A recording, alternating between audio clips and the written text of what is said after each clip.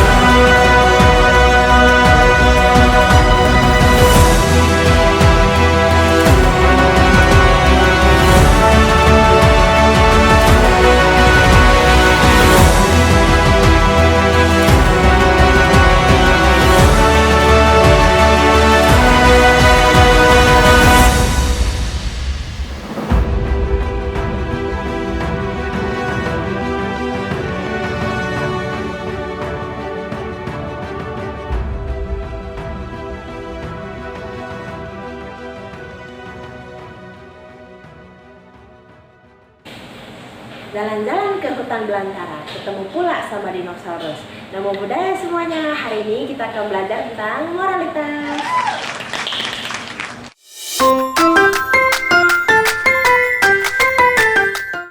Moralitas adalah sifat moral atau keseluruhan nilai atau asas yang berkenaan dengan baik buruk. Nah, dari pengertian ini saja kita sudah dapat mengetahui nih, bahwa moralitas itu berkaitan dengan yang namanya moral. Menurut KBBI, moral adalah baik buruk yang diterima umum mengenai perbuatan, sikap, kewajiban, dan sebagainya.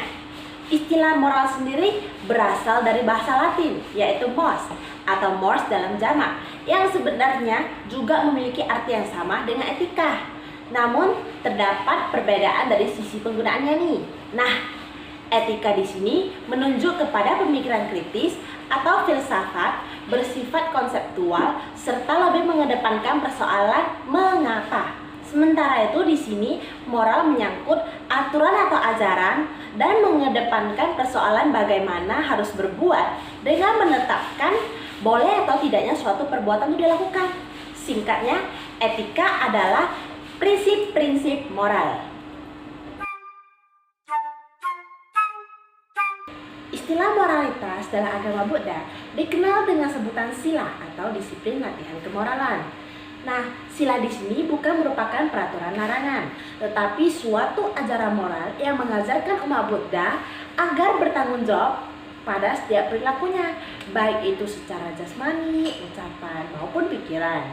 Nah, tahukah kalian bahwa ketika kita menjadi seorang sarjana, tentunya kita harus memiliki moralitas yang baik dong.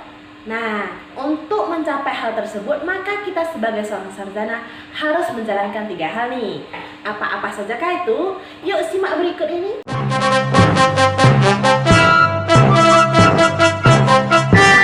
Jadi kita sebagai seorang sarjana harus menjalankan yang pertama, yaitu Pancasila Buddhis. Pancasila Buddhis adalah ajaran dasar agama Buddha di mana mengajarkan para umatnya untuk menjalankan kelima sila yang ada. Dari sini kita mengetahui bahwa Pancasila Buddhis itu terdiri atas 5 latihan moral. Yang pertama adalah aku bertekad menghindari adanya pembunuhan terhadap makhluk hidup. Yang kedua, aku bertekad menghindari pengambilan barang yang tidak diberikan. Yang ketiga, aku bertekad menghindari perbuatan asusila. Dan yang keempat, aku bertekad menghindari ucapan bohong. Dan yang terakhir ada yaitu kelima, aku bertekad menghindari minuman memabukkan, hasil penyulingan atau peragian yang melemahkan kesadaran. Nah, kira-kira kenapa nih kita harus menjalankan Pancasila Buddhis? Jadi, ada 2 tujuan pelaksanaan Pancasila Buddhis sebagai landasan moral umat agama Buddha. Yang pertama adalah memungkinkan kita manusia untuk hidup bersama dalam komunitas beradab dengan saling percaya dan juga menghormati. Dan yang kedua adalah merupakan titik awal pengembangan spiritualitas menuju pembebasan. Nah, jadi sudah paham bukan? Kalau begitu kita lanjut ke hal yang kedua. Dalam mulai berunsur 8 adalah tuntunan atau pedoman bagi setiap umat Buddha untuk mencapai hidup sejahtera dan juga hidup bahagia. Nah, dalam mulai berunsur 8 ini dibagi menjadi 3 kelompok. Kelompok pertama adalah pana atau kebijaksanaan, di mana terbagi menjadi 2 jenis. Yang pertama adalah pandangan benar atau samaditi, di mana seseorang akan memandang segala sesuatu di dunia ini dengan pengertian anicca, dukkha, dan juga anatta. Yang kedua adalah pikiran benar atau samasankappa, di mana seseorang akan menghindarkan dirinya dari pemikiran kepentingan diri sendiri, kebencian, dan keserakahan dalam semua lingkungan hidup, baik secara individu maupun secara sosial. Yang kedua adalah kelompok sila atau kemoralan, di mana dibagi menjadi 3 jenis. Yang pertama adalah ucapan benar atau sammapakka, di mana seseorang akan dapat dipercaya dan diandalkan oleh orang lain. Yang kedua adalah perbuatan benar atau sammakammanta, di mana seseorang akan mengembangkan kewaspadaan setiap kali sebelum ia melakukan suatu pekerjaan. Dan yang ketiga adalah pencaharian benar atau sammajiva. Ini nih yang penting untuk kita ketahui sebagai seorang sarjana, karena seseorang dengan pencaharian benar akan menghindarkan dirinya dari perdagangan seperti berdagang senjata, makhluk hidup, daging, minuman keras, dan juga racun. Nah, kelompok yang ketiga atau kelompok yang terakhir adalah konsentrasi atau samadhi, yang terbagi juga menjadi 3 jenis. Yang pertama adalah usaha benar atau sammavayama, di mana seseorang akan mampu mengikis semua pemikiran jahat dan menggantikannya dengan sifat-sifat yang baik. Yang kedua adalah perhatian benar atau samasati, di mana seseorang akan menyaring terlebih dahulu sehingga ucapan dan perbuatannya akan benar karenanya. Dan yang terakhir adalah konsentrasi atau samadhi, di mana seseorang yang memiliki konsentrasi yang benar akan memperoleh ketenangan batin dan juga pandangan terang.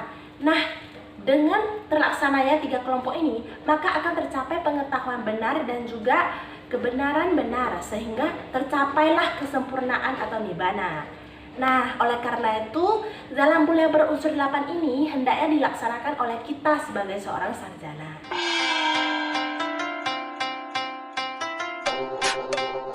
Dasar Raja Dhamma ialah kualitas-kualitas ideal yang dibutuhkan oleh seorang pemimpin agar sekiranya dapat menghantarkan masyarakatnya mencapai kesejahteraannya. Dan oleh karenanya, sang raja tersebut pun dapat terpilih dan bertahan. Nah, dalam kitab Jataka, Sang Buddha memberikan 10 persyaratan seorang pemimpin yang baik. Yang pertama adalah dana atau bermurah hati, yang kedua adalah sila atau bermoral, yang ketiga adalah pariccaga atau berkorban, yang keempat adalah ajava atau tulus hati dan bersih, yang kelima adalah madhava atau ramah tamah dan sopan santun, yang keenam adalah tapa atau sederhana, yang ketujuh adalah akoda atau tidak berniat jahat, bermusuhan dan membenci, yang kedelapan adalah avihimsa atau tanpa kekerasan, yang kesembilan adalah khanti atau sabar dan rendah hati, dan yang terakhir atau yang ke-10 adalah avirodana atau tidak menimbulkan atau mencari pertentangan. Nah, ke-10 persyaratan di atas ini sebagian besar berisikan pengendalian diri sendiri. Nah, kepemimpinan yang ditujukan oleh Sang Buddha adalah bagaimana seseorang meningkatkan kualitas dirinya sehingga tidak menyandarkan nasibnya secara penuh kepada orang lain. Dengan demikian, kita para sarjana akan mampu menjadi pemimpin serta pelindung bagi diri kita sendiri. Baik, sekian dari pembelajaran hari ini, tapi sebelum saya tutup, izinkan saya untuk menyampaikan pantun berikut ini. Makan-makan di tepi jalan, bertemu mantan tak mau sapa. Terima kasih sudah menonton, semoga bermanfaat bagi kita semua.